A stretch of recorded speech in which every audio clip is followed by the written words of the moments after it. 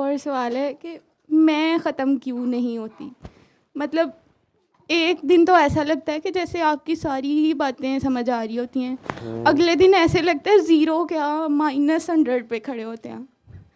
तो अगर मैं ही ख़त्म करनी है तो हो जाए ना, बस ख़त्म क्यों नहीं होती। हर लम्हे हर वक्त ज़िंदगी एक नई शान में होती है। ये एक जारी और सारी शोर मचाता तुंद व तेज़ दरिया है, ठीक है। और हर ज़र्रे की इसमें अपनी कहानी है, नशेब व फराज हैं। अगर आप पहाड़ी इलाके में कभी गए हो, सवात की साइड पे, कागान नारान की साइड पे, वहाँ जो दरिया होता है पहाड़ी, बहुत स्पीड होती है, उसकी लहरें अजीब वगरीब तेज़, खड़े ही नहीं हो सकते आप उसमें, इतना सा भी पानी हो लेकिन आप खड़े नहीं हो सकते उसमें। ठंडा तो जो होता ही होता है, उसकी स्पीड बहुत ज़्यादा होती है, ठीक है। और इसी तरह ज़िंदगी इसी तरह है, तो उसमें ज़र्रे को इसने ठहरना नहीं कहीं। जो पानी ठहर जाता है वो बू छोड़ जाता है, ठीक है, चलते जाना है। मैं ख़त्म जो करनी है वो आपने वैसे नहीं करनी, छुरी नहीं मार लेनी अपने आप को, वो जहाँ जहाँ अल्लाह चाहेगा वहाँ ख़त्म करनी होती है, ठीक है। हो सकता है आपको अपने किसी बुज़ुर्ग पे बड़ा गुस्सा था, अपनी किसी रिश्तेदार पे, आपने मैंने अब इससे मिलना ही नहीं, मैंने इसको सलाम नहीं करना, मैंने मिलना ही नहीं, इनके घर नहीं जाना, ना मैं इनसे मिलना, ठीक है। लेकिन अगले दिन ही वो बेचारे आपके घर ही आके बीमार पड़ गए, फालिज में पड़ गए, पोटी चीची निकल गया, आपको सारा कुछ धोना पड़ गया, और उनकी हेल्प करते करते आपको उनसे इतना प्यार हो गया कि आपने सोचा कि नहीं मैं ही इनको देखूंगी। अब कई लोग कहें कि ये तो वो है जो, ये तो अपनी जूती भी किसी से शेयर नहीं करती, अपनी प्लेट में किसी को खाने नहीं देती है, अपनी तो पानी का गिलास नहीं किसी को हाथ नहीं लगाने देती, तो ये इनके पोटी चीची साफ़ कर रही है और ये इनके साथ बाद में वो खाना खाती है, पहले उन्हें खिलाती है। तो आपकी मैं वहाँ खुद ही ख़त्म हो रही है, अल्लाह कर रहा है। आपको लोग पहले आपके अंदर से ख्याल आएगा मैं क्यों करूँ, अच्छा ये गिर, लेकिन अब वो जो आपके अंदर जो अच्छा वाला, अच्छी नेहा जो है, वो कहेगी कि नहीं नहीं नहीं ये क्या बात हो गई, फिर क्या है, बूढ़े हैं, ये वो फलां हैं, बुजुर्ग हैं, फलां हैं। अब ये आपके अंदर ही जंग चल रही है, एक याद करा रहा है नहीं इसने तब ये कहा था, बड़ा ये वो फलां, अब मैं नहीं। लेकिन जो अच्छी वाली नेहा है वो कह रही है कि नहीं नहीं फिर क्या हो गया, तुम करो। अब अगर आप करना शुरू हो गए हैं तो फिर बाहर वाले, अब पहले अंदर से, अब बाहर वाले कोई ना कोई आके, कोई सहेली, कोई बहन, कोई कज़न, कोई हमसाई, है बाजी मेट रख लो, पता नहीं केड़ी बीमारी है तो केड़ी नहीं, तो ना लग जाए। अब एक अजीब वहम पैम्पर चेंज करते हुए, ठीक है।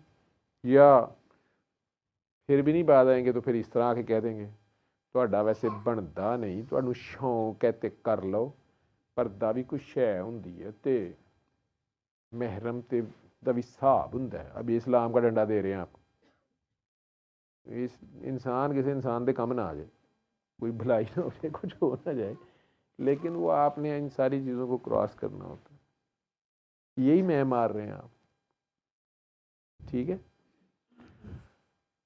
देखा देखी अब वो जो आपको ये बातें करती थी उन्हें अगले दिन आवाज़ देती है बाजी मैनू बड़ा ताप है तो आके मेरे भी भांडे धो दो। मैंने कहा मैं बहुत बिजी हूँ, मैं इधर काम कर रही हूँ। वहाँ जाके आप उधर भी मरे इधर भी मरे, शायद आपसे हो ही ना दोनों तरफ। वहाँ मैं मारने नहीं चले जानी, कोई बात नहीं, इसने बातें तो बहुत की थी, तो मैं इसके बर्तन धो देती हूँ या मैं इसके साथ काम होगी, मैं तो अपने ससुर को देख रही हूँ, सास को देख रही हूँ, मैं तो अपने मियाँ को देख रही हूँ, मैं मुश्किल है, मैं फारिग हो गई तो आ जाऊँगी। लेकिन अगर आपने कहा कि नहीं नहीं मैंने इसको अच्छी बन के दिखाना है, मैं अब इसके वाले भी धोऊंगी, मैं उधर भी जाऊंगी, तो ये मैं मार नहीं रही है, मैं को स्ट्रांग कर रही हैं आप। उधर काम कर रही थी तो मैं मर रही थी, उधर अगर करने पहुंच गई नहीं मैं साबित कर दूंगी ये वो, तो ये मैं को स्ट्रांग कर रही हैं आप। ये तो आप साबित कर रही हैं अपने आप को मैं बहुत अच्छी हूँ, तो ये मैं को पहचानना बड़ा मसला है, तो अपनी पहचान ही बहुत मुश्किल है। वही ना, अपनी पहचान होती नहीं है हाँ कि मतलब क्या, वही रेट रेस है कि ठीक है पहले पढ़े फिर शादी होगी बच्चे पाल लो, जिस तरह हमारे माँ बाप ने पाले हैं उनको बड़ा करो, उनकी मतलब ये एक सर्कल चली जिस तरह जा। आपके माँ बाप के पाल गए हैं कह रही हो, हाँ, ये गिला है। हमारे माँ बाप ने हमें पाला, हमने अपने बच्चों को पालना है। मतलब बस हम पल ही गए हैं ना, एवं ही उन्होंने बस पैदा कर दिया, कोई ज़्यादा नखरे नहीं देखे हमारे। और बस ठीक है, हम मजबूरन पल गए। कह तो ये रही हूँ, ठीक है, शिकवे गिले शिकायतें ये भी मैं। नहीं मतलब ज़िंदगी का कोई मकसद नहीं नज़र आता। कभी कभी मैं मेरे 2 बच्चे हैं, दोनों बेटियां माशाल्लाह। तो मुझे कभी कभी यूँ लगता है क्या बस ज़िंदगी यही है कि सुबह उठो, सुबह से शुरू हो और शाम तक थक टूट के तो फिर मतलब कि कोई प्रोडक्टिव काम नहीं होता। अगर और किसी दिन सूरज जो है उसने अंगड़ाई ली तो ने कहना छड्डो पर छुट्टी करो ਤੇ ਅਸੀਂ ਇੱਥੇ ਆਕਸੀਜਨ ਢੀਕਣ ਡਏ ਹੋਈਏ। ਮੇਰੀ ਭੈਣਾ ਸੂਰਜ ਵੇਖੇ ਹੀ ਕਹਿੰਦੇ ਉਹ ਰੂਟੀਨ ਤੋਂ ਤੰਗ ਆ ਗਿਆ, ਕਹਿੰਦੇ ਇਹ ਕੀ ਜ਼ਿੰਦਗੀ ਹੈ। ਲੱਗੇਗਾ ਪਤਾ ਸਾਰਿਆਂ ਨੂੰ, ਐਵੇਂ ਨਾ ਨਖਰੇ ਦਿਖਾਇਆ ਕਰੋ, ਜਿਹੜਾ ਤੇਰਾ ਕੰਮ ਚੁੱਪ ਕਰੇ ਕਰ, मैं मरदी पई है। ये उठ के काम करना भी, इतनी सर्दी में रजाई से निकलना मैं मारना। ਮੈਨੂੰ ਅੱਜ ਕੱਲ੍ਹ ਸਵੇਰੇ 8-9 ਵਜੇ ਤੱਕ ਪਹੁੰਚਣਾ ਪੈਂਦਾ, ਇਹ ਤੂੰ ਵੱਡਾ ਜਹਾਜ਼ ਹੀ ਕੋਈ ਨਹੀਂ। ਹਾਲਾਂਕਿ ਉੱਥੇ ਕੰਮ ਵੀ ਕੋਈ ਨਹੀਂ ਹੁੰਦਾ, ਸਾਰੀ ਰਾਤ ਆਨ ਕਾਲ ਵੀ ਰਹੋ। ਲੇਕਿਨ ਕਿਸੇ ਅਕਲਮੰਦ ਨੇ ਉਹਨਾਂ ਨੂੰ ਇੱਕ ਐਪ ਸਿਖਾਤੀ ਹੈ, ਫੋਨਾਂ 'ਚ ਪਾ ਦਿਓ ਅਤੇ ਪ੍ਰੋਫੈਸਰਾਂ ਨੂੰ ਮੋਨੀਟਰ ਕਰੋ ਕਿੱਧਰ ਜਾਂਦੇ ਨੇ, ਕਿੱਧਰੋਂ ਆਉਂਦੇ ਨੇ।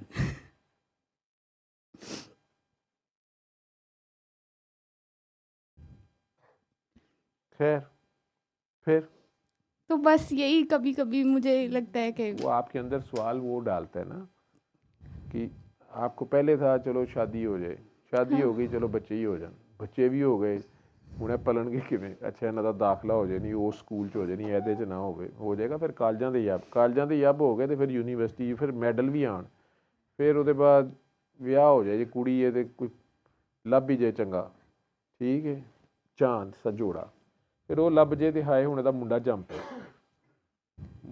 ਪਿਆ ਤੇ ਸਾਡੇ ਥੱਲੇ ਲੱਗ ਕੇ ਰਹਿਣ, ਅਸੀਂ ਮੁੰਡਾ ਨਹੀਂ ਜੰਮਿਆ, ਕਈ ਲੜਾਈਆਂ ਨੇ। ये खेल एक, ये भी दुनियादारी भी करना है, इसको अगर अल्लाह का हुक्म समझ के करो कि अल्लाह ने मुझे इस काम के लिए चुना है। आप अपनी मर्जी से तो औरत नहीं बनी, आप अपनी मर्जी से सईदों के घर नहीं पैदा हुई, आपकी अपनी मर्जी से ज़ाहरी तौर पे शादी हुई है वहाँ पे, लेकिन अगर आप इंग्लैंड में पैदा होती तो क्या इस लड़के से शादी होती, या ये अफ्रीका में पैदा हुआ होता तो उसी करना सी, ठीक है। ਜਿਹੜਾ ਖਾਬ 'ਚ ਵੀ ਚਿੱਟਾ ਸੱਪ ਬਣ ਰਹੀ ਹੈ, ਨਖਰੇ ਮੈਨੂੰ ਸਮਝ ਆ ਰਹੇ ਨੇ ਬੱਚੇ, ठीक है।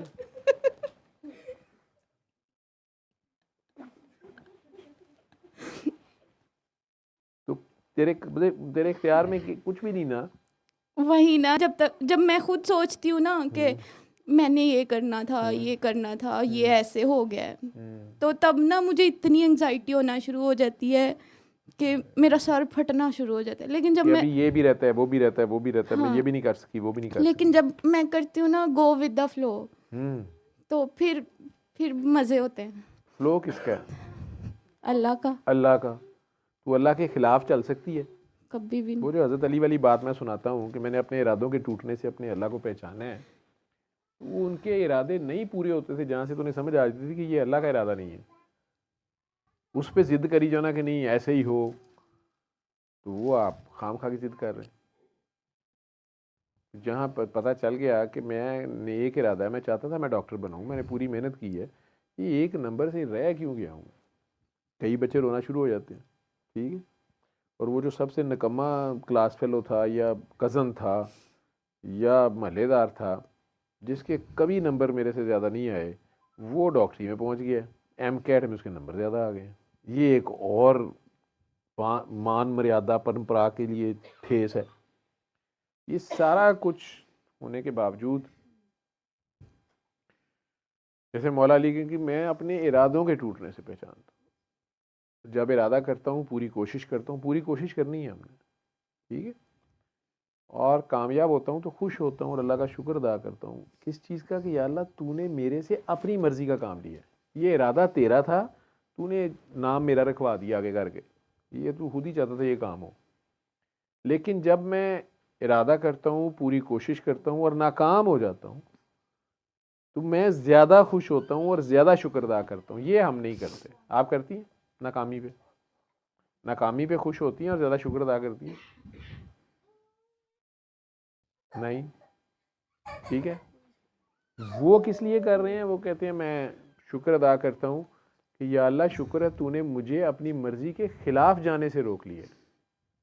यानी ये एमी मैं जिद कर रहा था या मैं अपनी कोशिश कर रहा था, मुझे लग रहा था कि आपका भी इरादा है और अच्छा ही काम है, लेकिन आपकी मर्जी नहीं है तो थैंक यू, मुझे आपने टाइम ज़ाया करने से रोक लिया और मैं आपकी मर्जी के अगेंस्ट जा रहा था। I was going against the flow. ठीक है, या शायद अभी वक्त नहीं आया। पहले जब दर्द मिलता है ना तो फिर एक्सेप्टेंस नहीं ना आती दर्द की।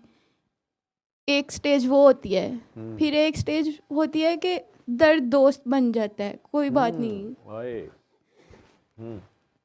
मतलब मजबूरी में नहीं, खुशी खुशी में दोस्त कि अच्छा ये अल्लाह की तरफ से है। वो थोड़े दिन तो ऐसे लगता है मजबूरी में हम एक्सेप्ट कर रहे हैं, लेकिन फिर रूटीन में मर्ज हो जाता है वो कि ऐसे लगता है कि दर्द दोस्त बन गया, कोई बात नहीं यार खैर है। अब जिस तरह मुझे एक्यूट आर्थराइटिस डायग्नोज हो गया सेकंड बेबी के बाद। मुझसे ना प्रेगनेंसी में दूध नहीं पिया जाता, तो जब मैं दूध पिलाती भी थी ना तब भी नहीं मैं दूध पीती थी। तो एक्यूट आर्थराइटिस डायग्नोज हुआ तो मैंने आपको कॉल की, तो ना आपने फिर मुझे डांट दिया। आपने कहा अपने बहन भाइयों के साथ सुलह करो और उनको माफ़ करो, अपने दिल की कमीनगी ख़त्म करो, अपनी ज़ात की गंदगी को ख़त्म करो। वो मेरे फिक्रे भी याद है, याद मुझे ज़्यादा खूब चीज़ें गए हुए हैं अंदर, है ना। तो फिर मैंने ना थोड़े की तरह उन दिनों मेरी मून के साथ लड़ाई थी, पता नहीं ऐसे छोटी सी बात पे मैंने बात का बतंगड़ बना दिया और मैं लड़के इसको मैंने ब्लॉक कर दिया। फिर मैंने इसे ये मून हाँ, ये है हाँ, और इसको आपने ब्लॉक भी कर दिया घर में ही। घर में ही दूसरे को नहीं block मैं कर अपने देते। ससुराल चली गई थी अच्छा, ना, तो वहाँ ये से। मुझे मैसेज करके एक्सप्लेनेशंस दे रही थी, तो मैंने इसे ब्लॉक कर दिया। आप सन है, ये मून है। आप सर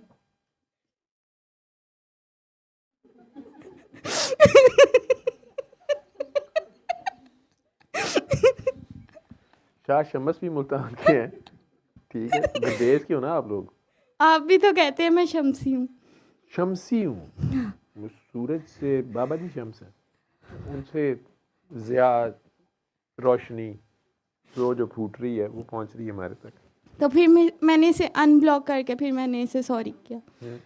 तो फिर पता नहीं कब वो होती रही दर्द, लेकिन ऐसे मेरा ध्यान चला गया उस दर्द से।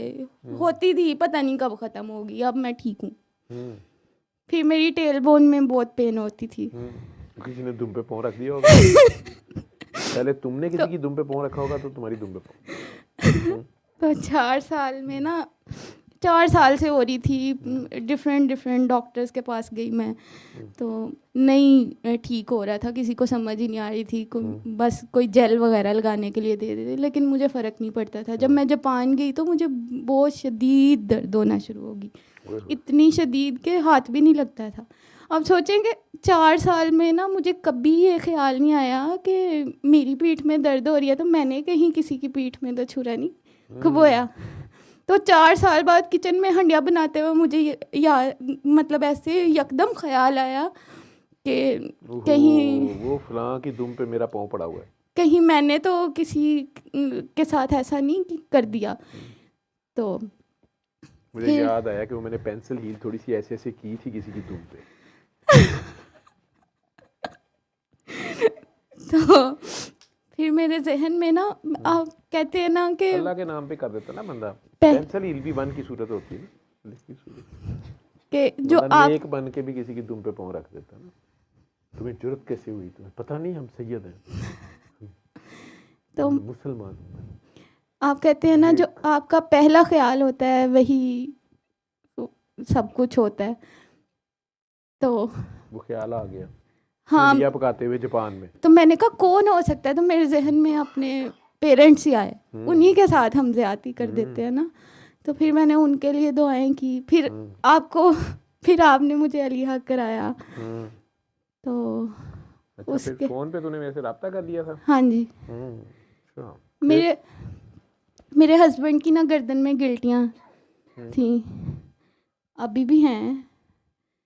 तो मैंने वो सारी सिचुएशन आपको बताई, तो आपने कहा तू ना परेशान हो लैंदे नू ज़रा दर्द, जड़ा बहुता दरूद शरीफ पढ़दा ना उस दिन के बाद से मुझे टेंशन नहीं हुई उनकी।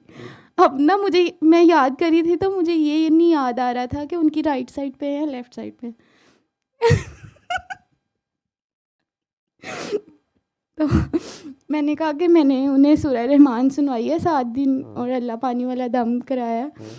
तो आपने कहा कि ओदा पीर है तो ओदी पीर ना बन, उन्होंने कहा अपने पीरा नाल राबता करे। तो बस फिर उस दिन के बाद से मैंने उनकी टेंशन लेना छोड़ दी।